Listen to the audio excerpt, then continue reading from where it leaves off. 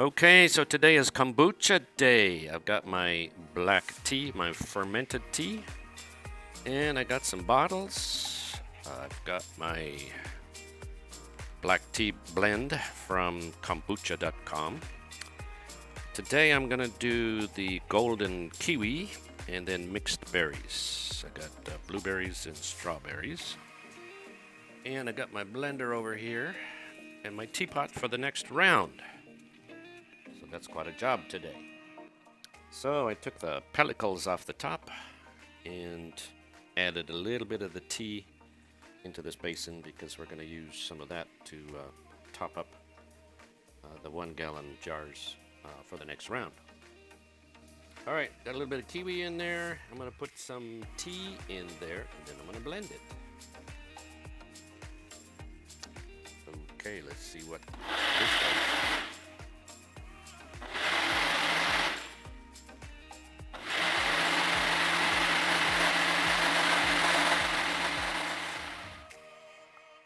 Look at that good kiwi sauce. All right, so I'm gonna do 5 bottles with kiwi. And we put about such much in.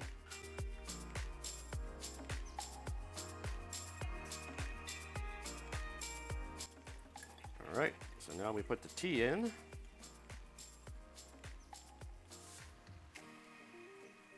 Good fermented tea. I fermented the tea for 3 weeks. We found that going a full month, it was a little bit vinegary, so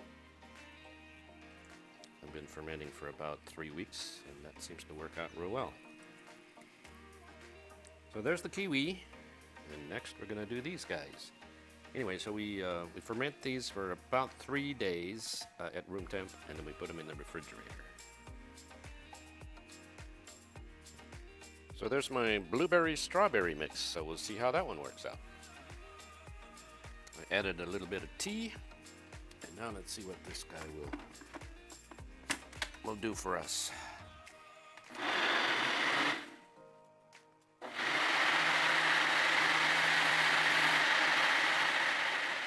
That should do it. Okay. Look at that good stuff. Very good. So I put about such much in there, and then I fill it up with more tea. So we get them nicely topped off, and put the caps on, and clean the counter. So I rinse those guys off, and yes, now it is cleanup time because I got to use these jars again. Okay, last step is, well, in these jars I've got 1 cup of sugar, and for one gallon of tea, I use 4 tablespoons of this good stuff. And I usually make green tea stuff, so this needs to be for black tea, which is 212, which is 100 for you Canuck kind of people. All right, so this guy goes in here. Put my lid on.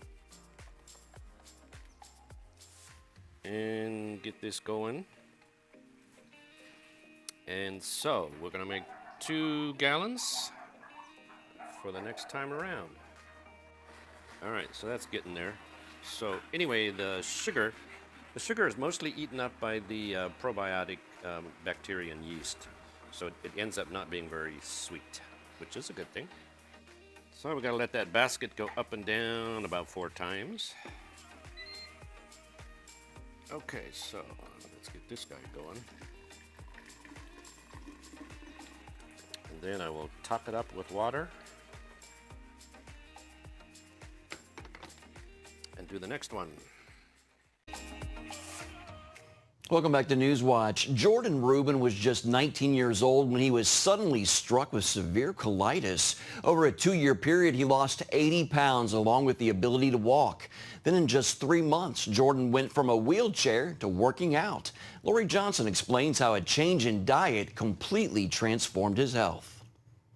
While serving as a Bible camp counselor, Jordan Rubin became suddenly ill with an inflammatory bowel disease so severe it eventually caused him to lose 80 pounds and the ability to walk.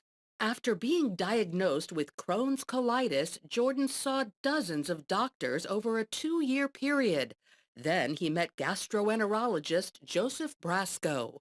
It was curious to me that he didn't really seem to have any good response to anything.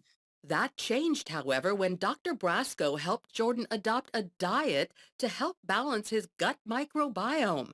That's the ecosystem of good and bad bacteria in the intestines that scientists have discovered can have wide-ranging health implications. The key for Jordan was to follow a diet putting lots of good bacteria called probiotics and other healthy foods into his system while staying away from items that led to the growth of bad bacteria. 12 weeks after I started this plan, I went from 100 plus pounds in a wheelchair to 170 pounds on my 21st birthday working out on the beach. Now, years later, the two are sharing the plan that turned Jordan's life around in the book, The Probiotic Diet. When I was healed, I knew that God had now purposed me to share this message of health and hope with his people all over the world. The diet is for people struggling with all kinds of digestive problems. Fatty liver, diverticular disease, certainly irritable bowel, chronic constipation, chronic diarrhea. Um, these are the kind of bread and butter conditions that we see in the office here. And I do believe that these are greatly improved with, if not completely eradicated, with a diet like the probiotic diet. It begins with taking a daily probiotic supplement, then moving to consume the various foods and beverages containing these healthy bugs. Think about cultured or fermented dairy, yogurt, and kefir, which is available everywhere. Even high-quality sour cream has probiotics, and cottage cheese has probiotics. Sauerkraut, kimchi, and pickles, if they're made the right way. Apple cider vinegar has probiotics. Kombucha, kvass. While many of these items may seem new, most are actually very old. Fermented foods have been part of the human culture forever, maybe the last century or so, that we've started to move away and become so fearful of bacteria and not realizing there are things that are actually good bacteria. Probiotic foods were very popular in the Bible. And so if you hear about Sarah killing the fatted calf, getting curds, or David delivering to his brothers against the Philistines curds, they weren't simply cheese. This would have been a yogurt or a kefir or perhaps a cheese. Since the good bacteria are alive, like most living organisms, they need food called prebiotics to survive and reproduce. Fiber, like the kind found in vegetables, helps that good bacteria to thrive in our system. So the diet includes those veggies and other fiber-rich foods like fruit, beans, and whole grains. While a healthy gut microbiome involves adding lots of good bacteria and fiber to our diet, it also involves subtracting some other items.